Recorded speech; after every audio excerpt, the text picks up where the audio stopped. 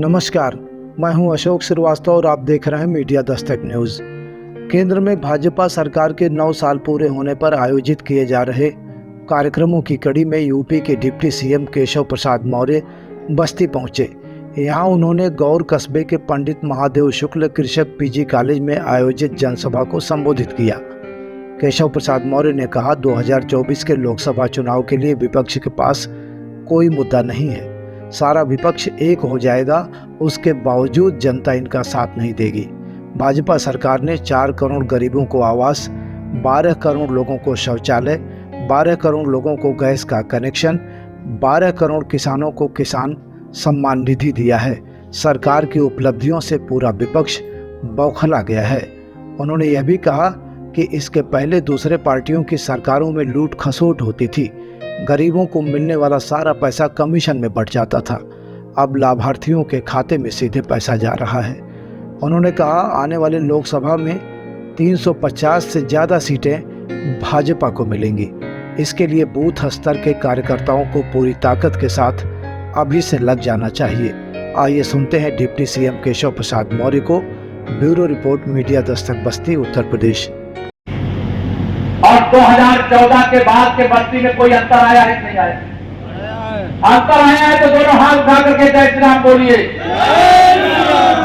2017 के पहले का जो बस्ती जिला है और 2017 के बाद का बस्ती जिला, फर्क आया है कि नहीं आया है? आया है। भारतीय जनता पार्टी गरीबों के भलाई के लिए काम करती है। समाजवादी पार्टी हो, बहुजन समाज पार्टी हो, चाहे कांग्रेस हो, ये तीनों अलग अलग नहीं है। ये तीनों एक ही थैली के चट्टे बट्टे हैं। क्योंकि अगर इसमें से किसी को भी ऑक्सीजन मिला, सपा को ऑक्सीजन मिलेगा तो गुंडों की लॉटरी पलट जाएगी। बसपा को ऑक्सीजन मिले तो बसपा का मतलब है कांग्रेस की बैसाखी बनने की कोशिश करेगी। अब कांग्रेस तो उत्तर प्रदेश से लुप्त हो गई है, उत्तर प्रदेश में पूरी तरह से लुप्त हो गई है। बस्ती में तो कोई मिलता नहीं, मिलता है क्या कोई कांग्रेसी? तो आज सपा, बसपा, कांग्रेस, इन तीनों को विदाई करने से आज सभी लोगों से मैं अपील करने के लिए आया हूं, प्रार्थना करने के लिए आया हूं। हमारी सरकार गरीबों के लिए समर्पित है, हमारी सरकार किसानों के लिए समर्पित है, हमारी सरकार नौजवानों के लिए समर्पित है, हमारी सरकार माननीय हमारी माताओं बहनों के लिए समर्पित है। भारतीय जनता पार्टी का कमल खिला तो बस्ती और उत्तर प्रदेश ही नहीं, पूरा हिंदुस्तान कमल के फूल की तरह खिल रहा है। पूरे दुनिया में भारत का डंका बज रहा है। आप बताइए, अगर माननीय नरेंद्र मोदी जी हिंदुस्तान के प्रधानमंत्री नहीं बने होते तो क्या अयोध्या में रामलला की जन्मभूमि पर भव्य मंदिर का निर्माण हो रहा होता? क्या अगर माननीय नरेंद्र मोदी जी प्रधानमंत्री नहीं बने होते तो मेरे गरीबों को प्रधानमंत्री आवास का जो स्वप्न साकार हो रहा वो साकार हो पाता क्या? विपक्ष के पास कोई एजेंडा नहीं है। ये सारे एक साथ मिल जाएंगे, कभी जनता इनका साथ देने को तैयार नहीं है। बिहार में 40, उत्तर प्रदेश में 80। एक बार हम सीताराम बोलेंगे तो 40 और 80 मिलाकर के 120 हो जाता है। देश में 350 से अधिक सांसदों के साथ माननीय नरेंद्र मोदी जी के नेतृत्व में कमल का फूल खिला करके देने के लिए देश की जनता तैयार है। और मैं कई राज्यों में जाता हूं, मैं चारों तरफ एक बात ही देख रहा हूं, किसी के मन में माननीय प्रधानमंत्री नरेंद्र मोदी जी को लेकर के कोई दूसरा विकल्प उनके सामने उनको दिखाई नहीं दे रहा। इसलिए 9 वर्ष सरकार के पूरे होने पर लोकसभा क्षेत्र बस्ती में हमारे सांसद हरीश जी, हमारे प्रभारी मंत्री जी, हमारे खन्ना जी, कई सब वरिष्ठ नेतागण आए, आपने सबको सुना है।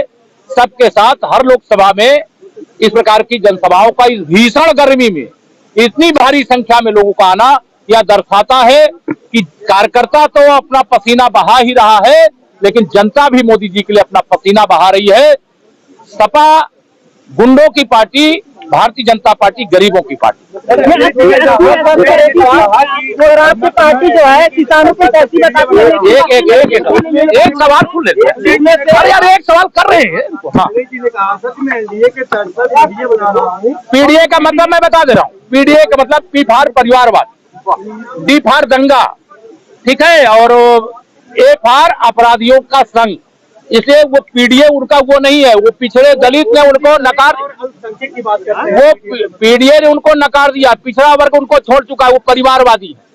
और दलित तो उनको कभी देख नहीं सकता, क्योंकि सत्ता में रहते हुए उन्होंने दमन किया है और मुस्लिम तुष्टीकरण की राजनीति करके उन्होंने केवल बांटो और राज करो का काम किया है।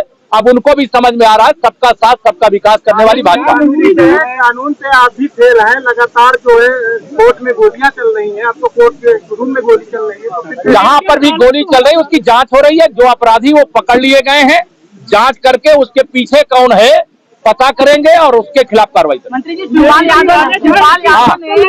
ट्यूबवेल बंद है, ट्यूबवेल में बिजली नहीं है, नहरों में पानी नहीं है, और किनके वहाँ सैफई में नहीं है क्या? बाकी नहीं, कहाँ नहीं, सैफई में नहीं, बस्ती में नहीं है। आप चिंता मत करो, कोई विरोध श्री राम जन्मभूमि मंदिर निर्माण का भी बहुत लोग विरोध करते थे, लेकिन हमारे 3 मुद्दे थे।